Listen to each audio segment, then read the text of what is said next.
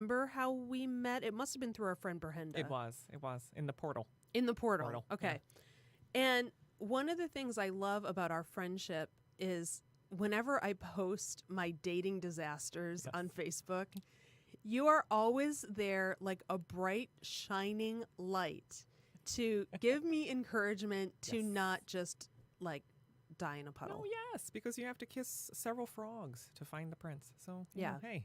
And I also want to mention, because this is important, we also have Dave here from episode 3. Dave is our sound engineer. I'm here for the self-pleasure part.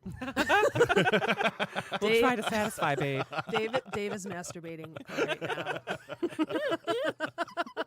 Well, this episode is about what women don't know about men. And so I wanted to have you here. And of course, I wanted to have a man here. Mm-hmm. So, Dave, I was all you could find. So You're it. We have wrangled you in whether or not you're aware of that. I'm good. To help us understand what the fuck is going on with men. We're idiots. The end. Okay, end on. Hook, yep. Hook, on the hook. Wrap. And so here's why I wanted to talk about this. So we have taken the summer off. Right. And I want to give you a little bit of an update on what's happened in my dating life over the summer. Please, yes. First of all, I'm going to say this is really exciting for me because these men are probably listening. Yay! Listen up, guys. It's about you. However, I will not name any of them out of respect for them. So I dated one guy. What? I'm ready. So I dated one guy, and it just wasn't working out, and so I ended it. And I'm trying this thing now where I'm trying to be like friendly with men. Okay. This does not work. And I was trying to be friendly with him, and What does that mean, friendly? I don't. You lost me. What does friendly mean? Can men and women not be friends? Yeah, of course we can. Yeah. That's so what do you think? Like, is that a challenge? It is, because I'm very skeptical of it. Because what happens when you try to be friends? I think unless there is like a business association with that person, or they're married, or partnered, that I'm always suspicious. That they want to sleep with you. Yeah. Yeah. That's Dave? probably true. But that's not your problem. You can't help it if you're a sexy goddess. That's their problem. Are we talking about like you specifically or in general? Well, right now we're talking about Laura. You can't help that.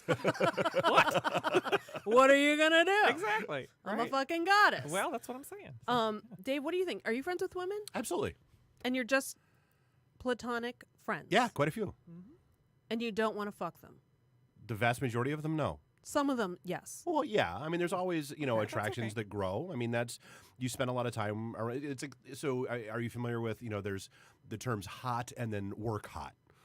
No, I've never heard that. No, what does that mean? So, like, there's somebody who's, like, you see them on the street and you'd think they were hot. Yeah. And then there's work hot, where, like, maybe you wouldn't see them on the street and think they were hot, but, like, as you get to know each other, they become hotter. Yes. Okay. So that's work hot. Like, you get to, like, it's that growing thing that happens, so to speak. And so, like, that just happens. Like, it's... yes, you can remain friends, and it's one of those things where as long as you both have because I mean, I've had it happen the other way too, where like women that I thought we were just friends, wacky mayhem ensued, or attempted to ensue. But I mean, that's life. I mean, when you spend time, a lot of time around people, that might happen. That might happen, or it might not happen, or it might not. Exactly. So I tried to be friends with one of these guys, and I realized that this friendship could just go no further when he told me he did not have the $6 to go to see a movie. Oh yeah. And I was like, I don't think we can. I don't think this can continue. No. Sorry. That's not. We're not in the same place. Girls got to have standards. I mean, come on. The bare minimum, $6. Yeah, that's a low Please bar have there. $6. Okay, gentlemen, now you've heard it. Now you know. So that happened. There were some other little dating trysts. I'm very, very happy to announce I finally did break my, I was on this path to re-virginization. You are going to go there. Okay. Oh, yes, I'm going to go there. Of course. You said break my. I was like, what did she break? I didn't break a dick yet. Again. That you know of. Yeah. I heard that story. Right. No, Dave's dick broke. Did you do it? No. Okay. That's not our business then. Made for a good story, though. It was a good story. Oh. Episode 3. Episode 3. In hindsight, it's one of those things. It's the tragedy plus time equals humor. Yes. So yeah. Yes. Was, I have a lot of funny those. now, not then. Funny then. Gotcha. Funny now. Funny, yeah, not funny. This episode will now be entitled "Dave Breaks His Dick Again." Again. And now it's funny. Yeah. Why does he hang out with me? This is what happens. So yes, I am having sex again. Oh yeah. I know. I'm really. You mean with another person? Yes. Got you. Okay. Dave, thank you, Dave. Slow clap. I am and this is someone I actually really like. Oh. Bonus. Right, exactly. Isn't that amazing? Yes. So I'm very happy about that situation. All right. Your skin does look clear. Wow. You've So never is heard it- that before, have So you? since you said situation, is it a relationship or is it a situationship? Wow, good Well, question. when do you distinguish between the two? When you know. I mean, you'd say it if it were. So yeah, if you it don't, must it's a not be. situationship. It's Yeah. a situation. It must Yeah. be, yeah. Which is That's not okay. my new favorite word is hobosexual. What the hell? Which is someone who gets involved in a sexual relationship in order to avoid becoming homeless. Oh. Wait, that's like the $6 guy. Oh, it is. He was a hobosexual. That is so crazy. Hey, wait, have you met someone that's doing this? Uh-huh. Oh, are you going to elaborate? So she's, she. Are you Oh, it's taking not care me. of her? Or- No. That would be a sugar daddy in my case. No. different No. So terms. it's we were having this in a bar and we wound up getting. I mean, you've seen me in bars. Like when we go out, we just Yeah, tend to attract you people. are just, it's a you're thing. wild. The magnet. And we're getting this whole conversation, and she was like, "Yeah, I just got involved with this guy. I don't really like him, but my lease was up, and I needed someplace to go." And I just went, "You're a homosexual."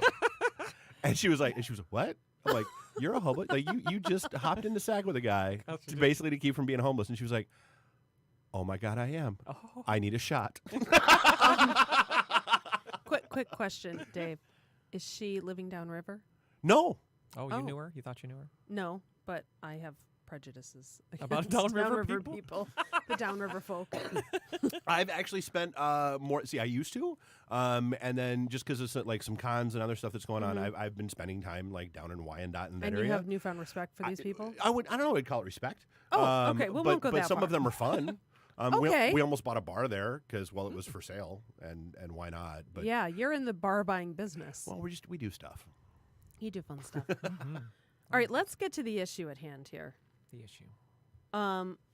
What women do not know or understand about men. Yes.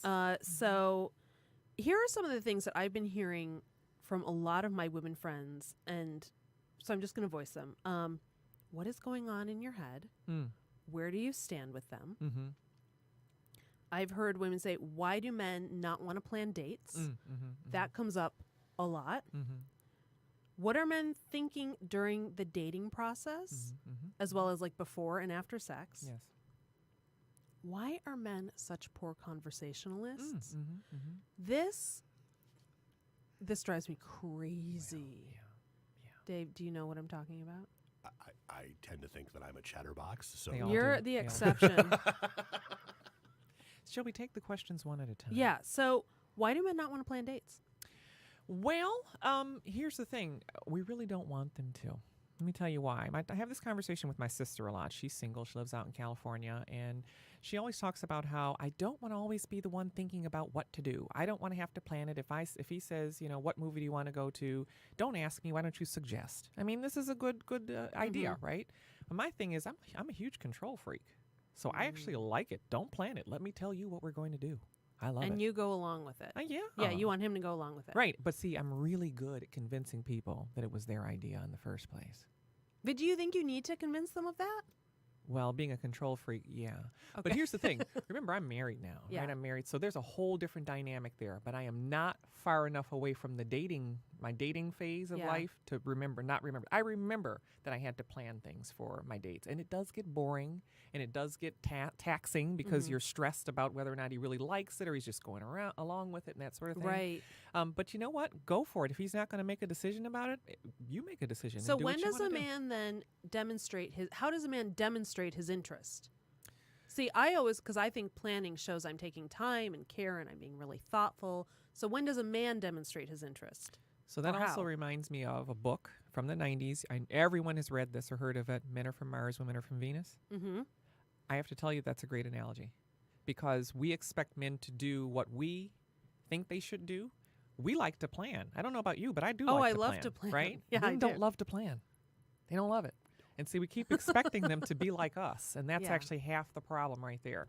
They're not us. So in answer to your second question, how do we know that men really do Yes. like us and they're attracted to us? They're going to do manly things. They're Such gonna do as? things. Like, for instance, they're going to do the tiny things that people talk about, like open a door for you, like, look at you trying to put on your jacket in the movies and reach over and help you with one of the arms. They're going to do that. They're going to, walk behind you in a crowd and kind of look like your bodyguard. They're going to do that.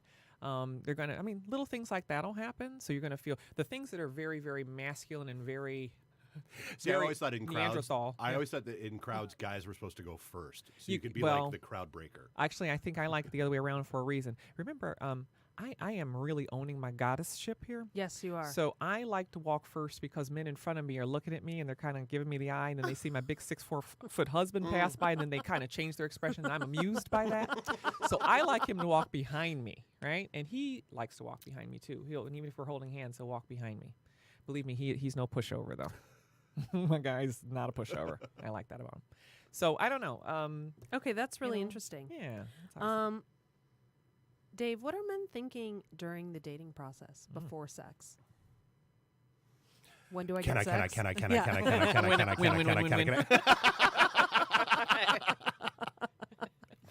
No, it wildly varies. I mean, and I guess just you're absolutely right on the planning thing. I mean, it's not only do we not like to plan, but like nothing. So let's be okay.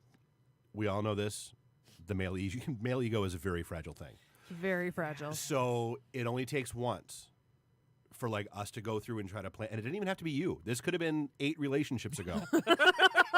Where like we take the time and we plan something out and we think we've done like the most amazing thing, and we get a meh or I don't really want to do that, and then we'll never do it again ever, ever, just because that's a thing. Just plan it, and then watch him take his wallet out. Yeah. My grandmother told my mother, who told me, never take your wallet out in front of a guy. Never ever. Nope.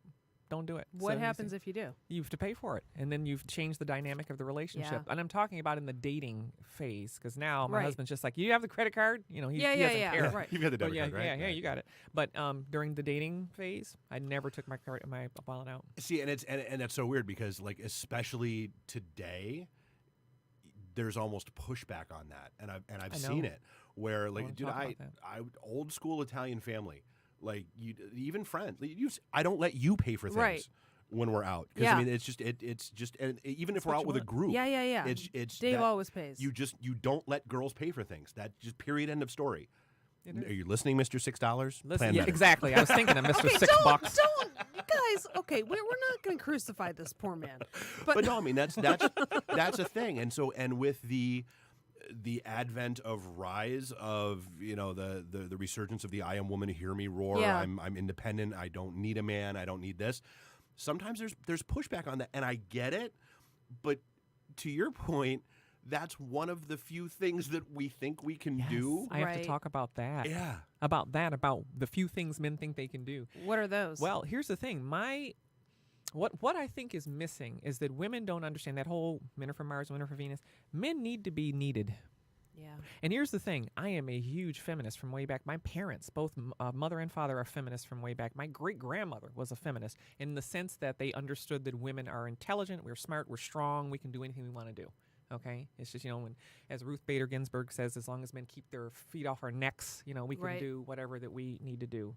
But I do believe that there are some things that men just need. They need to be needed. And here's how I let my husband be needed. I let him be needed because I was raised to be able to do everything. But then my grandfather said to me one day when he was trying to teach me to change a tire, he said, I want you to learn how to do this, but you probably will never have to do it. I want you to know how in case you ever have to. I haven't had to, but it's true. I can do anything, but why? Why? So if I need, the couch moved from here to over there, I'll say to my husband, honey, can you move the couch? I could have pushed it with my legs. Yeah. But why? And I'm making dinner and I'm missing something. Honey, can you run to the store and get this? I had a few moments to kind of run up to the store. The store, you can see it from my house. But why? Let him do it. And he's happy to. He's happy to it. He's so happy when it gives him sort of a sense of meaningfulness and purpose. Correct. So I have to tell you, in anticipation of this episode, I read this book by Steve Harvey called Act Like a Woman, Think Like a Man. Read it, seen the book. Seen the movie. There's a movie? Oh, God, yes. There's 2. Think What? Like a Man 1 and 2. You have to see it. Okay. As good as the book. So Steve Harvey's a little controversial, I learned. He is very... He really just sort of boils things down into what I would consider like the lowest common denominator. I was like, well, have you not seen him hosting Family Feud? Because good damn. Yeah. Good damn. Like the raciest thing that used to happen on that show was like Richard Dawson trying to slip somebody's wife the tongue or something. Now, like every answer on that game show now, like pussy, butt sex. Dicks. But it's I'm like, the hell happened to Family Feud? We watch it every Monday night before our show. Oh my God, that's hilarious. But he's also kind of I think he's a little bit. I'm going to read what he says. I do think he can feel a little regressive. Yeah, no, I agree in the way that he approaches things. However, I do think there's truth in a lot of what he says, and I think other things he says make me cringe. Here's what he says: men are driven by who they are, what they do, and how much they make. And until he's achieved his goal in those 3 areas, the man you're dating, committed to, or married to will be too busy to focus on you. That's interesting. What do you think? Yep. You agree? Mm-hmm. Okay. Yeah, that's probably why I had a practice marriage, and now this is my real marriage. Yeah. I married a grown man this time. Because did you feel like your ex-husband was still working through developing who he was? Absolutely. Yeah. Absolutely. And he's even a different guy now. Nobody I would marry, but he is a different guy now. Yeah. That's Years really later. interesting. I mean, I think part of that's true, but then at the same time, I do have friends who were college sweethearts or even high school sweethearts who have now been married for over 20 or 15 or 20 years. So I don't think that's the case with everyone. Oh, I'm sure they changed in I that would think relationship. that's the exception. Yeah. Or they may have grown up in the relationship. Yeah, because I mean, almost every example I can think of that, they're done. Really? Oh yeah, almost every single one. Wow. Jesus. I've got some friends who've been married for 20 and 30 years. Oh yeah, I You mean, do? like I said, Yeah. some, Yeah. but yeah. But it is an exception. I have to agree. Most Okay. of my friends are single.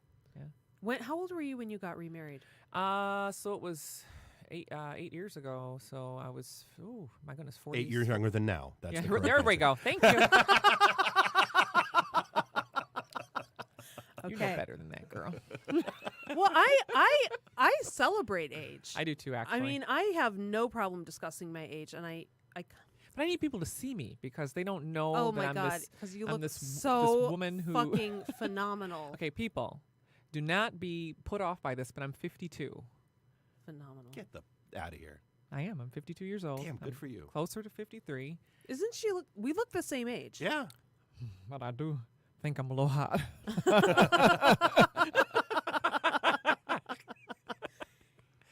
You are. Thank you, baby. Yeah, you are. As evidenced by you barely being able to get in the door here without being harassed. Yeah, but they were all bums. I mean, literally. Literally. Literally bums. Yes. Sounds like someone I would probably date. Don't you dare. Okay, Steve Harvey also says, here is what men want in a relationship. These 3 things. He calls them the 3 Ps. Mm-hmm. I was wondering if they were the 3 Fs. Go ahead. We'll get to those next. Yeah. Profess, meaning this is my woman. I'm professing to the world that I'm proud to be with this woman. Providing for her.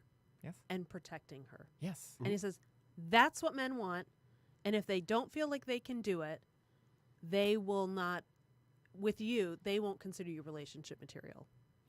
I would also say that women should be looking for those 3 Ps. Yeah. More important to me than even a guy, proclaiming that that's what he's doing is that a woman should be looking for a guy to profess, provide, and protect. Because even though we will make fun of you for wanting us to kill the spider, we want to kill the spider. Yes, I know. Really? They do. Oh, we totally do. They do. My husband's like, oh, God. He looks at me, and I'm just like, honey, get it. I'm a very educated woman and strong and all that, but he's just like, fine, he gets it. And then you can see him with his chest out. Dun, dun, cape I'm blowing. saving the day. Yeah, honey, get it. Okay, so when you guys were dating, how did you... Because every time I have one of my dating disasters, you're always commenting, and you're like, Laura, this is not at all what happened to me. Look for this. Yes. So can you describe how you were so successful? Because my memory of it is that it was pretty quick. No. It was no. So I divorced my my baby daddy. So Okay. my child's father. I divorced him in 2002. I left him in 2000. Took a while for us to get divorced because he's a lawyer and he slowed the process down a bit because he's just being a jerk. Oh. But 2002 we got divorced, and I got right online in 2003, and it took me 4 years before I found. So you kissed Tony a lot of found me. frogs. I kissed a lot of frogs, and then Really? 2007 I met Tony. We had one date and we were together. That's what I forever. remember. Yeah. Okay. And then we got engaged 2 years later in 2009 and married in 2011. So we actually Okay. had 4 years of dating before we actually you married. actually got married. So Yeah. you were probably both very secure in the relationship. Yes, at very that point. secure. Yes. It was pretty good. What made him different after 4 years? Yeah, so I did some really weird stuff here. Let me just tell you. First of all, I'm a real. I know. Go on. Yeah, let me tell you. Let me tell you. So, a couple things. One, We're listening. Yes, listen. He was quite a grown up. Okay, first of all, and by the way, he found me, which was kind of cool too. What do you mean he found you? Meaning that see this whole online dating thing. Remember, I'm talking here early and mid 2000s when I started doing this. This wasn't really that big of a thing then. Nope. So when people would ask us how we met later on, I'd say, "Oh, a mutual friend." Because you could say Yeah. now I'm like, "We met online." People are like, "Really?" It's normal. Yeah. It's normal now. But I was online and I found him, or he found me, because I used to go on to all of the dating websites and do a profile, even if you don't pay for it, because at that time I was really kind of lost about who I was and what I wanted. I was lost. I mean, I was a mom, a young mom. I wasn't a young mom, but I was a mom. But your daughter was young. She was young. She was very little. When I left him, she was 2. Wow. And so when we, I finally got free of him. I was 4. She was 4. So I'm focused, on being a mom. And there's this saying that single moms don't date. Yeah. We don't date. If you're not going to be him, we don't deal with you. We'll date you for a minute just to find out. Yep. No. And if you're not the guy who I would want to be my child's, stepfather and my husband, you're out like that. But that's actually great advice for any woman is to date like you're a single mom. Yeah, it is. Like, it's a good idea. Don't waste your time with people that are not going to provide for you in the way, and that you can also provide for them as well. If you're looking to settle down. See, not everybody who's dating right. is looking to settle That's down, right? Right. So that is the online thing. I'm doing the profiles, right? Because I'm looking at it and I'm just filling out anyone I can. The Match.com, Right. Black People Meet, whatever. This one called Black People Meet. There's just all these different ones. And I'm filling out all of them because I'm getting to answer these questions and have to think really seriously about my answers. What you're looking for. Yeah. So I had done this on something called Yahoo Personals. Oh my God. Anybody ever What? heard of that? Yeah. Yeah. Okay. I don't know if Yahoo it still exists. Probably Yahoo doesn't Well, exist. no, so I don't- they actually got in trouble because they were basically auto-creating profiles for people. Oh. Well, we really lucked out then. So I put my profile up, forgot all about it, and out of the blue, I get this message from this guy. His name was Tony. And he's like, "Hi, how are you? I just read your profile. We have so much in common." And he's going on and on. It sounded great. I mean, because I really went nuts on that when I was like, I love Star Trek. I'm a Trekkie from way back. I was like putting all these nerdy things in there. Right. They were really true. I mean, that was the one where I really got very personal. And he wrote back and he's writing me about this and that and telling. I said, "Wow, it sounds great." But because I wasn't a member, I couldn't do anything but hit this button. It was like a wink. Wink. I hit this button. So he writes back and says, thank you for the wink. That's great. I'd love to talk to you. I'm done now. I don't have any more options about how to connect with him. So I sat there and I looked and I said, well, he looks like a nice guy. His pictures, he was cute. I was like, hey, wow, too bad I can't talk to him. Oh, well. And I was going to move on. No. Yes, but out of the blue, he sends me a third email. And this one says, I just realized you don't have a profile on Yahoo. He goes, but have an account. He goes, but that's okay. He goes, here's my email address. Would you mind sending me an email? I'd love to connect with you. Oh, my God. I was like, okay. So I sent him an email. We started emailing. And he asked me for my phone number right away. I wouldn't give it to him. I just would ignore that question and we'd write. I wanted to learn about him. Mm-hmm. Who's this guy? And so I did that for about maybe 3 or 4 weeks. Then finally, really? Yeah, finally I called him. And then we had this great, one of those conversations well into the night, where you're like talking and you're falling asleep, Oh, that's sweet. And then we went on a date about a month after that. And he asked me out to dinner and jazz. We went to this place called Arturo's in Southfield, which is no longer there. And he tells me the day before, by the way, it's my birthday tomorrow. And I was like, you're kidding. The first day we ever meet, it was his birthday. Whoa. So because and he chose to spend it with you. Yeah. Wow. It was really cool. Okay. So I brought him a little history book. He's a real huge history buff. I believe that's what they call all in. Right, yeah. When he asked you on your birthday, it's he knew. Well, he knew. Our little story that he actually likes to tell the story is we're sitting in this booth talking. He's talked and I'm listening, and then I start talking, and he looked at me, and his eyes kind of glazed over. I'll never forget this. He's staring at me, and all of a sudden, with the quickness of, just the speed of I don't know what, he gets really close to me, like scoots really close to me, and puts his arm around me, and looks me in my eyes like a crazy person. And I looked, and I was like, what the hell? He says to people, when he tells the story, he says, at that moment, I said, you're for me. Isn't that beautiful? He did say that? He did. He said, you're for me. And so he likes to retell it. It's just 11 years ago. He tells that story to people. I scooted really close to her, and I said, you're for me. Oh. And Does that he was leave our out only the date. crazy eyes part? Yeah, only I tell that part. He thinks they were probably romantic or something. They were insane. They were deep, I was like, insane dude, pools of love. I'm going to need to know No, about you your were- relationship with your parents. You were panel van free candy. Yeah. Eyes. That's what you were. Woo! Little whirly eyes. Oh, wait, Yeah. what did you say when you're looking into crazy eyes? And he scoots in and says, And you're he- for me? yeah. I kind of leaned back and looked at him like, you're nuts. And then I said, okay. And then we kept talking, and he wasn't nuts. Oh, yeah. Okay. He good. wasn't nuts. So that was kind of cool. And you we just kept. kept on dating. We only had one glitch, and that was the December of our first year. So we'd only been dating for 5 months. Mm-hmm. And I already loved him, And apparently he already loved me, but he hadn't told me yet. Okay. I don't like that. And Oh, boy. And Christmas was coming, and I kind of looked and I said, I don't know where this is going. I'm a single mom. The whole thing, I don't Right. date. And I just told him one day, I said, I think I love you more than you love me. And he says, well, I don't know what you mean. And I said, well, I'm just feeling like we're not bonded like I'd like to be at this point. And in retrospect, I was really moving fast. I really was. Yeah. 5 months in? Yeah, that's moving fast. But guess what? I did. I was like, we're done. I said, I can't. I said, this is not for me because I'm not feeling it and I have things to do. And I was serious. And I told him I loved him. Good luck. Have a good life. We hung up the phone.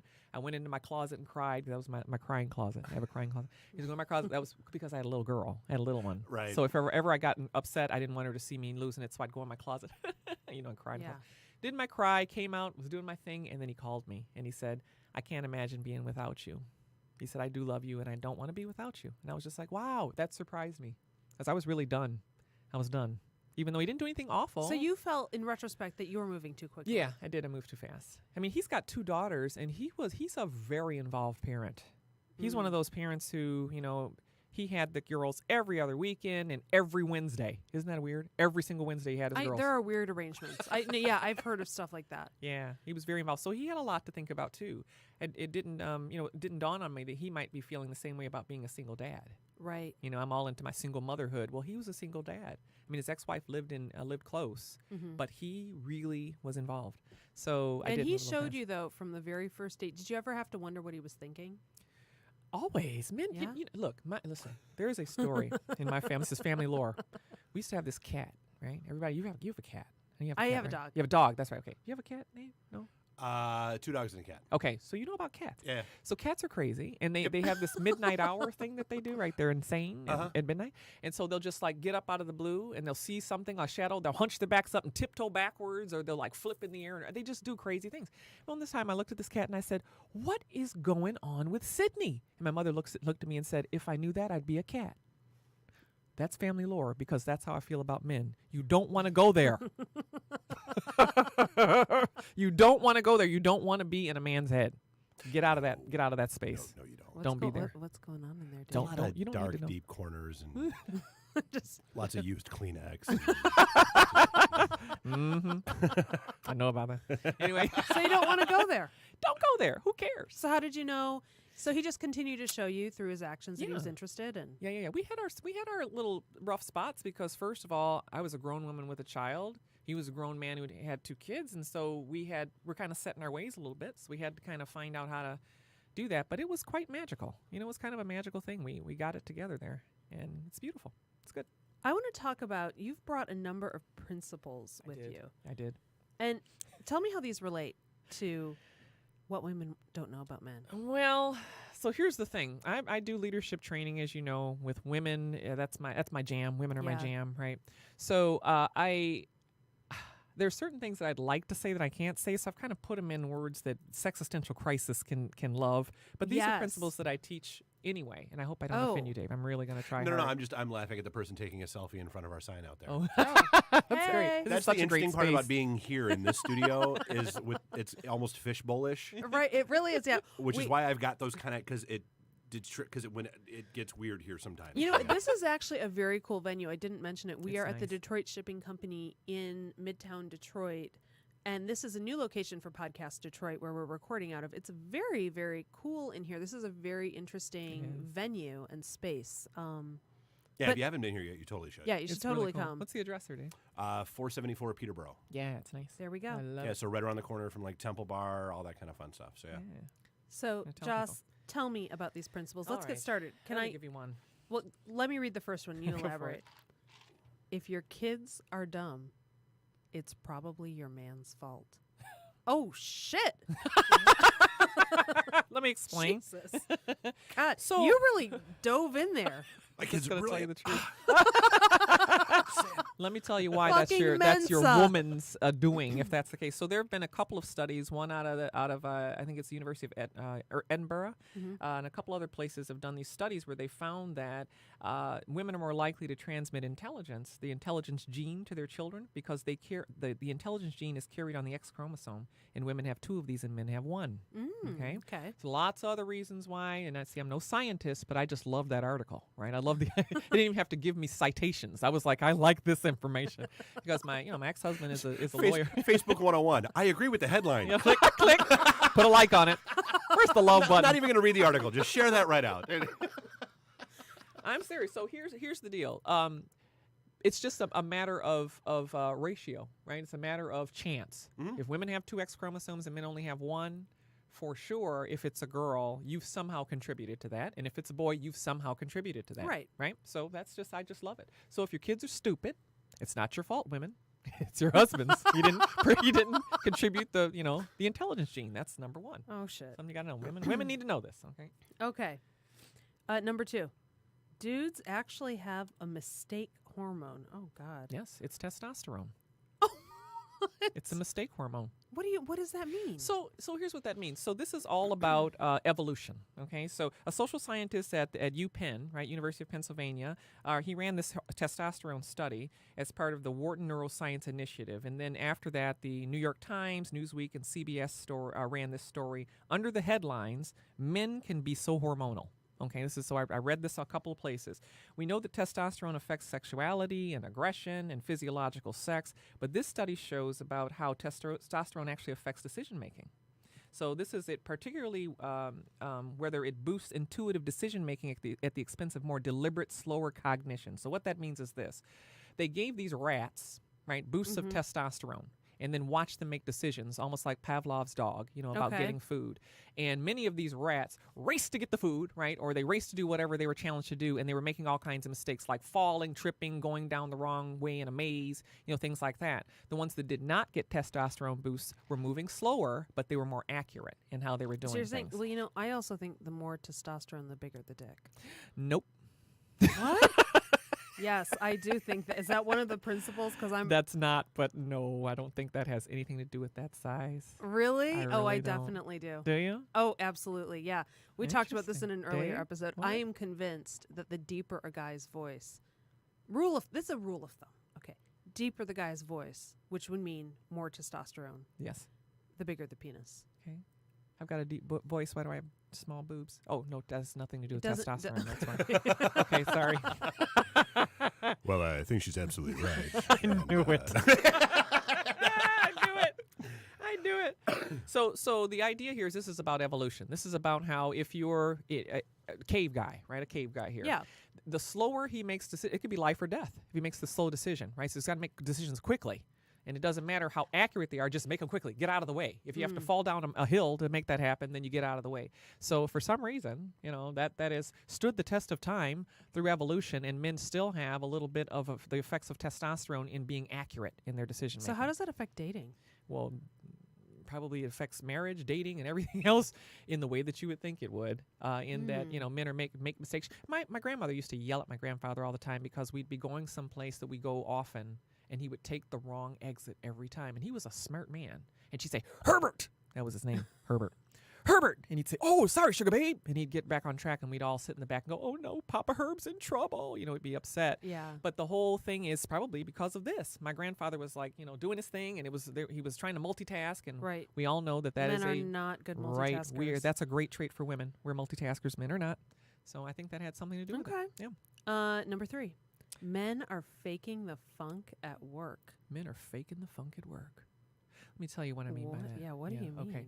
So several studies, and one of them being most recently done by, I believe, the University of Illinois, are saying that men can look at a job description, and they're looking for jobs, and they say, I can do this job, and really only 50% of what they're looking at is something they can actually do or have done.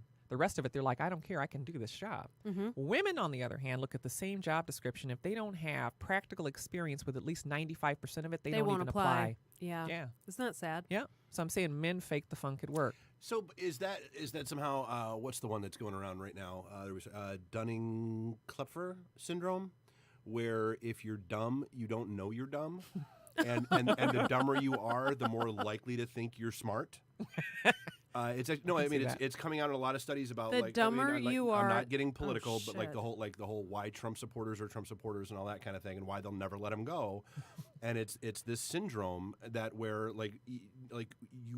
you can be completely clueless, but you are utterly and absolutely convinced that you are a genius that you know exactly what you're talking about, to the exclusion of any conversation or argument to the contrary. Facts be damned.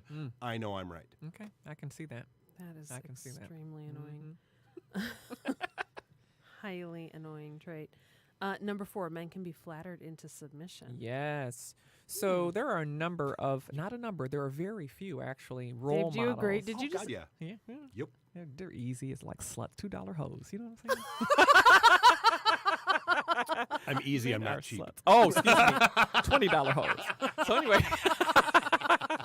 But you know what? It's true. So Carol Bartz, who was the CEO over at Yahoo, she talks about flattery, not flirting, but flattery, right? Makes men drop their defenses and creates this big hole that women can just walk through. Absolutely. Yeah. That's true, And right? that's not seen as.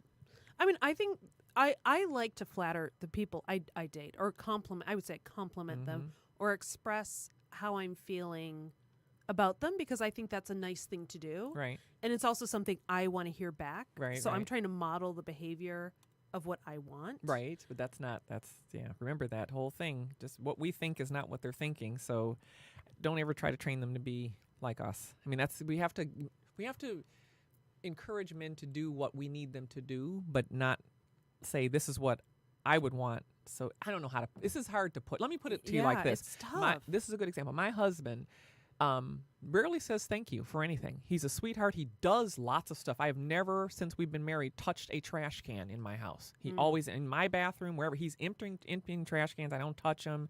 He does all the things he's supposed to do. On Sundays, he's vacuuming and mopping floors, because I told him before we got married, I don't do floors. Okay. I told him that, and he said, okay. And he does the floors. I mean, these are the things he'll do to me that says, I love you, Jocelyn, Yes. because it's for me. He could care less. He could leave So him that way. but the point is, he's taken the time to understand what matters to you, Right. and to do that with you, for you, Right. in a way of expressing because this is important to my woman. That is correct. Yeah. Yeah, he's doing that. But here's what I was talking about in the difference.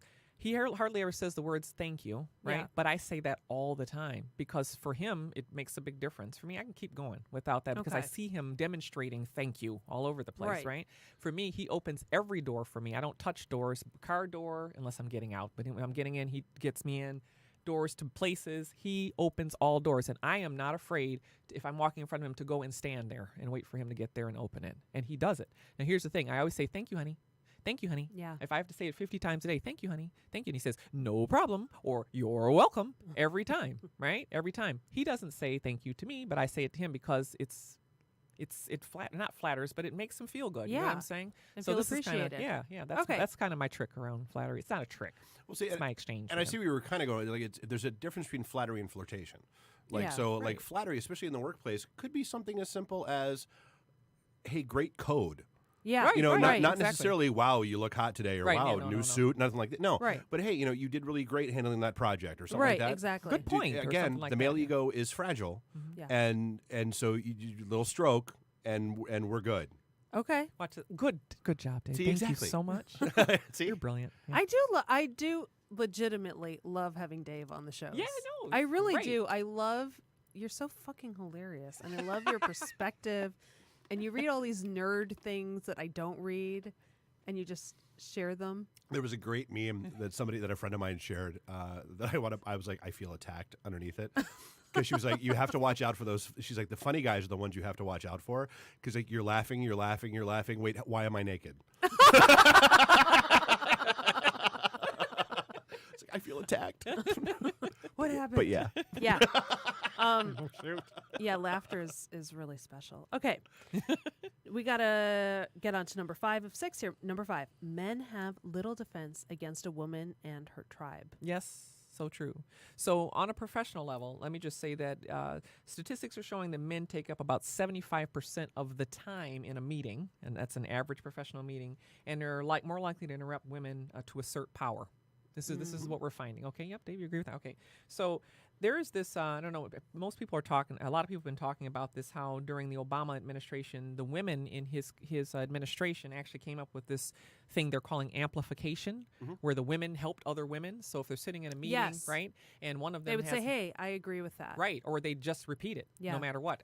What they were really going after is this thing that sometimes men will do, which is you say something, and it's a really great idea, and then a man sits there and says, hey, I've got an idea, and then he repeats your idea, and then everybody pats him on the back. Yeah. Yep, I've seen that many times in my career. Okay? Yes, we all have. So amplification does it two different ways. One, it is, a woman would say something before anybody can try to claim it. Someone else will repeat it and say, that's excellent, Laura. That's a great idea. Laura has said so-and-so, and that's a great idea. And I'd add to that this. Right. So that they're saying it again. Or if somebody does slip in there, a male, and says, has the same idea, the woman says, well, that was a great idea when Laura had it. I guess you're adding this. Or, yes, Yeah. that's exactly what Laura said, and it was a good It's idea, really Laura. training. It's right? so interesting. Yeah, so I mean that's kind of a thing. So when I say that men have have little defense against a woman and her tribe, I'm talking one of my big messages to women is they need to cultivate a tribe. Cultivate a tribe. So that can mean many things. It could mean get yourself a bunch of professionals around you if you're a business owner. Make sure you have a lawyer and an accountant and all of that good stuff.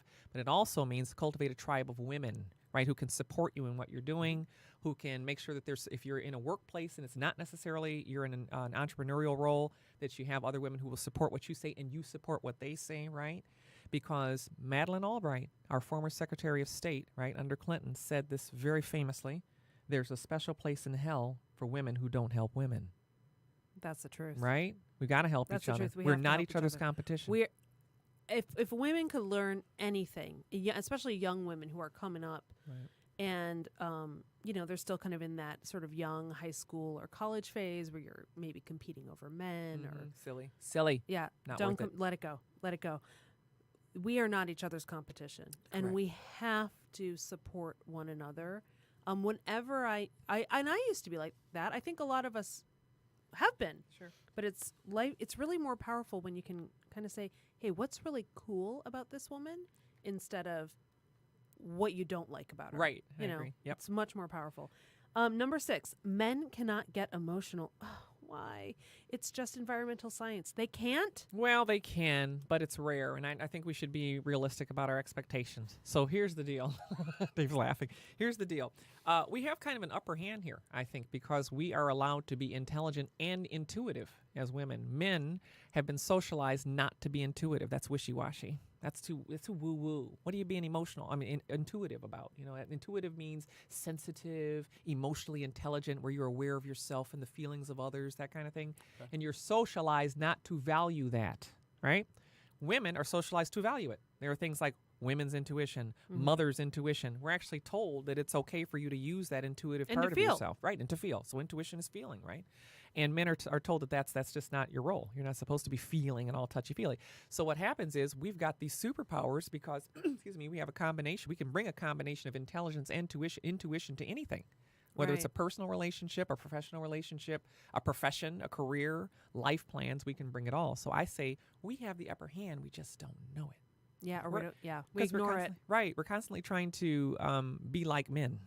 In the workplace or in our roles as entrepreneurs, thinking that that's the way that we're going to get respect. We're going to be respected. But I'm here to tell you that this is our time. And when people say things like you can have it all, I really think they mean that. I mean, like what I'm telling you, my husband is doing the things that I'm asking him to do. He's doing it his way, right? But he's doing what I need him to do. I can still feel like I am being protected and provided for, right? And professed that there's he's professing his love for me. But at the same time, I can be professional, I can be strong, right? And I can be intuitive and intelligent, right? This is what having it all means to me, Well, let me ask you this, because we do have to wrap up. I can't believe how this hour's flown by. What advice would you give to women who are dating and they're wondering what a guy is thinking, or they're wondering how they want to advance this? What I often tell women is, if it's not a fuck yes, just cut it off. Yeah. There's no point to date people you're not excited about seeing. Oh, that's absolutely true. So that's the foundation of the whole thing. There is make sure that you're so excited. Was that a comma or a question mark? Let me see how it could be a comma. I'm going to need a few drinks. Put something behind the comma, Dave. What was that? Fuck? Yes. Or grammar. Fuck yeah. It's grammar. They got to be a fuck yeah. They got to be fuck yeah. No yeah. question marks. Yeah. Only exclamations. Yeah. And you can have a comma in there. Fuck, comma, yeah. Yeah. You can do that. Oh, yeah, okay. I like that, Dave. But they have, like, in my mind, I always tell women, and I say to myself, was that date, like, fuck yeah. Right. I enjoyed that. I had fun. I liked getting to know this person, and I liked how I felt with them. Yeah. And that's what I go on. And at the moment where that becomes really either challenging or not fun, and it's still early on in dating, like that could take a couple of months. But if it gets to the point where I'm really like not looking forward to seeing them, I have to ask myself, what am I getting out of this? Yeah. And what can I contribute back to it if that's how I feel? That's absolutely right. I couldn't say anything more about that. I agree. What do you think, Dave? If you're not looking forward to seeing them, why would you? Yeah. I mean. But, there are so many women who are waiting for a man to validate them. Right. And they think that getting them to go out with them, they're not even thinking about what they're feeling. They're thinking, this guy wants to go out with me. Therefore, I'm worthy. Right, being validated. Of something, whatever that is. And yes, that I know mentality exists beyond 23. Yes, I know women in their 40s that think that way. I do too. So I will say this about that. If you don't know who you are, remember I talked about that thing I did, that exercise I did where I went on every dating website and actually did profiles just so I could answer those questions and know what it is that I wanted, right? It was just my way. I could have done it in a journal, but they had, questions that I wasn't anticipating. So I actually think if you don't know who you are and what you want, clearly what you want, you can't recognize it when it's in front of your face. Haven't you ever done that when you're talking to someone and all of a sudden you walk away and you're like, shit, I should have said this, or damn, I forgot to do this. It's because you were not clear on who you are and what you want. So I would suggest that any woman who is dating right now, the first thing they need to do is sit down and write out exactly what it is they're looking for. And ask for everything. I did this exercise, Laura. Now I'm telling this story to all of your folks in broadcast universe. You did this. I did this before I met Tony. It was crazy. My cousin got me this thing called Man Maker. Okay. at the bookstore. It was this. Jesus. It was so What- cool. It was this box. It was crazy. It was this box, and inside there Did was it have like a little voodoo doll? Almost. I'm serious. It had like a pink candle, a piece of rose quartz. Oh, it was crazy. And it was like these instructions were make yourself an altar. And so I this like little area in my room, and they were like, rub the pink quartz, light the candle, and they were like, and then take and write down every characteristic you want in your man and be detailed and be greedy about it. And I wrote it all out. And then I lit my little candle and I read it. This was about 3 months before I met Tony, actually. You'd read it every night? No, just the one time. Oh. Because I'm a firm believer, and I read it once, folded it up, and put it in a drawer because you do not dig up a seed to see if the plant is growing, right? Oh. Right? Smart. So you plant the seed by, writing out what you want. You don't have to go with the candle and the quartz. You don't have to do that. But I'm just saying, the part of the exercise that really worked was, I wrote out, I'm telling you, I wrote some very explicit things now. I mean, very explicit. Penis piercing? No, I didn't want that. But something about that area. I was like, so many inches. Okay, yeah, I did. She wanted him to have a deep voice, is what she said. Extremely Yes, you're deep right. voice. I wanted that voice. Yes. So I did all of it, right? Put it away, and then I forgot about it. Yeah. I honestly forgot about it. So he and I started dating, right? That's 3 months later or whatever. And I swear to you, it had to be like 9 months after I actually did it. I found it by accident in a drawer, and I pulled it out, and I almost started weeping because I was like, oh my God, he's all these things. I even said I wanted him to have two preteen girls. You're kidding. He had 11 and 13 when I met him. Wow. Because I knew I amazing. needed someone to understand girls. I had a Yeah. daughter, right? I think girls are great. I was like, so Yeah. I want them to have, and I said I didn't want them to be teenagers because they might give me a headache. Yeah. I didn't want them to be too little because that's a lot of responsibility. 2 preteen girls. They were 11 and 13 when I met them. I mean, I was very specific about what I wanted. Yeah. That's so I awesome. suggest everybody go through and make yourself a list. Know what you want. Jocelyn, thanks for being on the show Lord, today. thank you. I love it. It was fun. Yay. Well, we got to have you back. I would love it. We'll think of something else. Okay. I got a lot to say. Excellent. Excellent. More. You're going to bring like 20 more bullet points, and we're going to just pound through them. I might. We're writing your book along the way. Yes, I love it. Everyone, thank you so much for listening to this episode of Sexistential Crisis. If you liked this, and I can't imagine why you wouldn't, go on over to iTunes and give us 5 stars. Leave us a review. That really helps us with the rankings. You can also find us on Facebook at Sexistential Crisis. And if you have any comments or questions, that's how you can get in touch with me, is through Facebook. Thanks so much, guys, and until next time.